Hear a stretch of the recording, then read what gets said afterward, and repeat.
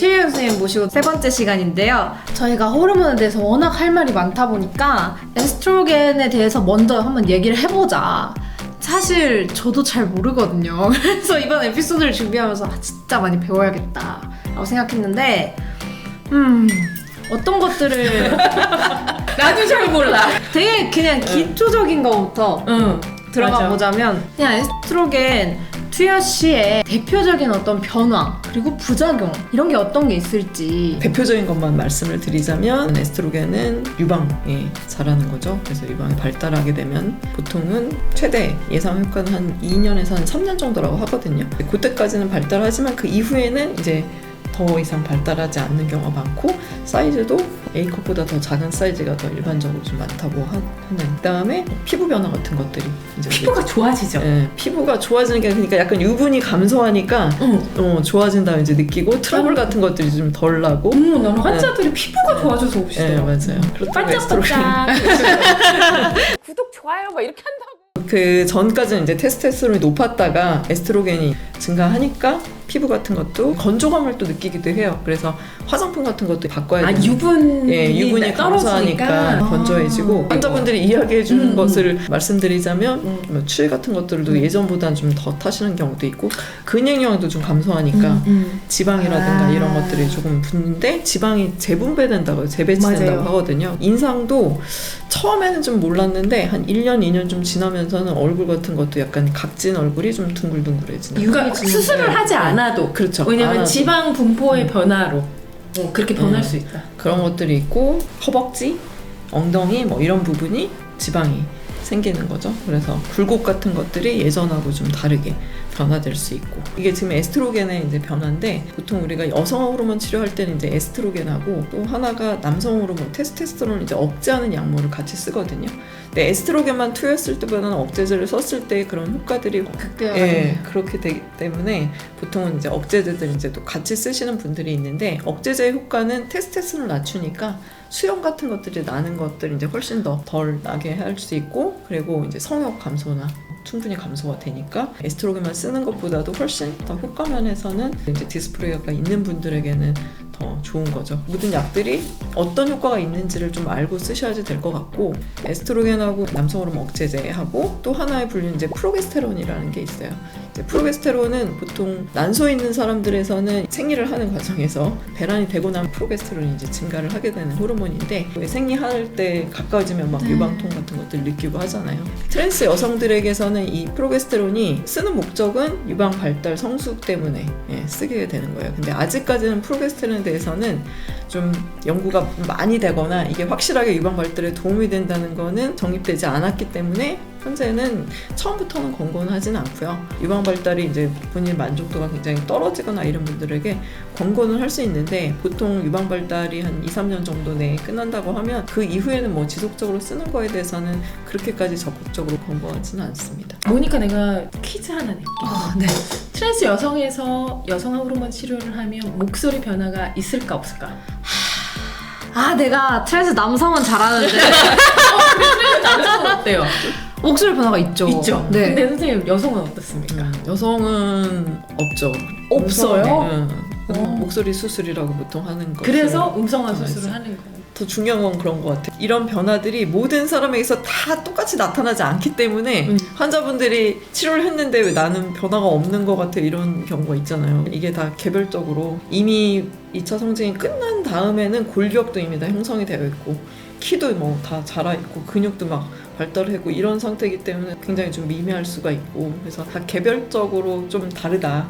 케이스 바이 케이스다 이거를 이야기하지 않으면 또 실망하는 분들이 좀 많이.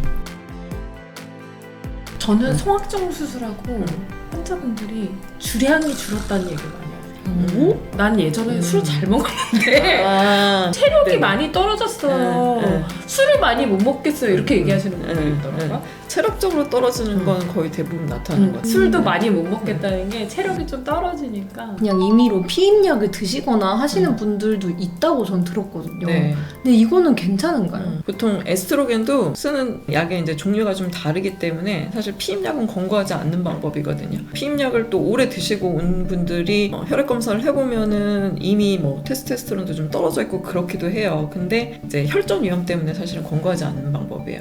지금 현재는 보통 이제 천연 에스트로겐이라고 되어 있는 에스트라디올을 권고를 하고 있습니다. 주사 형태든 먹는 약이든 뭐 바르는 형태든 이런 식으로 권고를 하고 있죠. 투여하는 방식에 따라서 차이가 큰가요? 매일 쓰는 거는 먹는 약과 피부에 바르는 겔인데 이제 매일매일 투여를 하기 때문에 호르몬 변화가 아주 크진 않아요. 살짝씩이라면은 주사 같은 경우에는 보통 병원에 오시는 분들이 대략 한 2주에서 한 3주 정도 간격으로 쓰시거든요. 겔과 먹는 약보다 주사의 호르몬의 이제 변화가 좀 크다. 감정 기복을 포함해서 체력적으로 이제 좀 뭐 맞고 나서 피곤하다든가 맞을 때쯤도 피로감이 크다든가 뭐 이런 식으로 좀 기복이 있습니다. 그리고 각 제제에 따라서 투여 경로가 좀 다르기 때문에 먹는 약 같은 경우에는 보통 위장에서 이제 흡수를 해서 간에서 대사가 되고 혈중으로 가기 때문에 실제로 혈중에서 활동성을 가지는 되기까지는 사람마다 좀 차이가 커요. 개별적으로. 약을 섭취했을 때 조금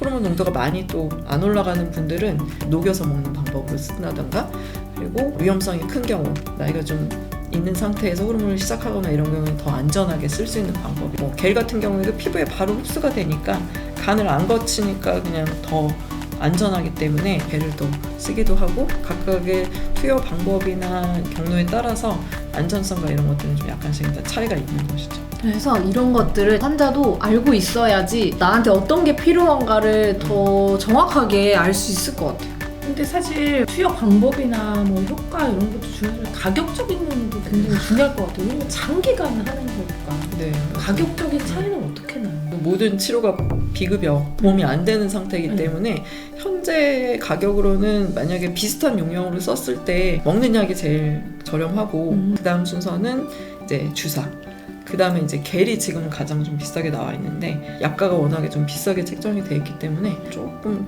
더 부담스러운 그런 것이 되죠. 해외에서는 사용하는데 국내에 아직 없는 것 중에 뭔가 들어왔으면 좋겠다라거나 아니면 들어올 예정이 있거나 이런 것들도 있나요? 경피 제제 중에서 패치가 있죠. 붙이는 에스트라디올 패치. 오!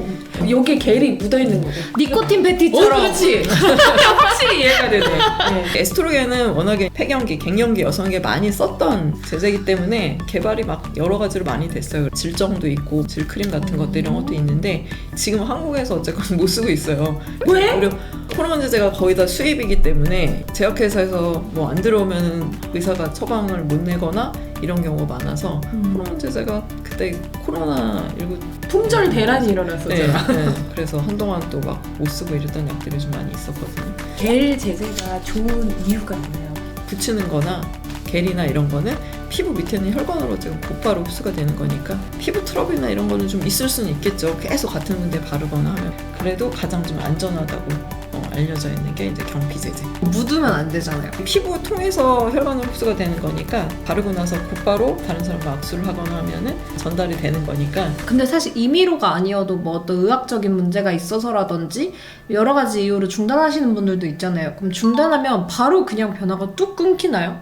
아니면 뭐 돌아간다거나. 호르몬 치료를 하다가 이제 중단했을 때 어떤 변화는 다시 되돌아갈 수가 있는 게 테스토스테론이 증가하면 이제 수염 나는 거라든가 얼굴 피부나 뭐 근육이나 뭐 이런 것들이라면 다시 안 돌아가는 변화는 사실 유방 변화 좀 유일하게 되는 게 유선이 이미 이제 발달이 돼 있는 상태이기 때문에 어떤 분들은 오히려 탈모가 중단이 되는데 어떤 분들은 또 초반에 그 호르몬 치료하면서 머리카락이 좀 얇아지고 좀 탈모가 또 일어나는 분들도 있다고 하거든요. 저는 트랜스 남성만 탈모가 없는 줄 저도요. 알았거든요. 대개는 트랜스 여성분들은 에스트로겐 치료하면서 탈모가 중단되는 걸로 알려져 있는데 또 일부에서는 또 그런 경우가 있어서 이제 탈모제가 또 남성 호르몬을 억제하는 약이거든요. 이걸 같이 처방을 드리기도 하고.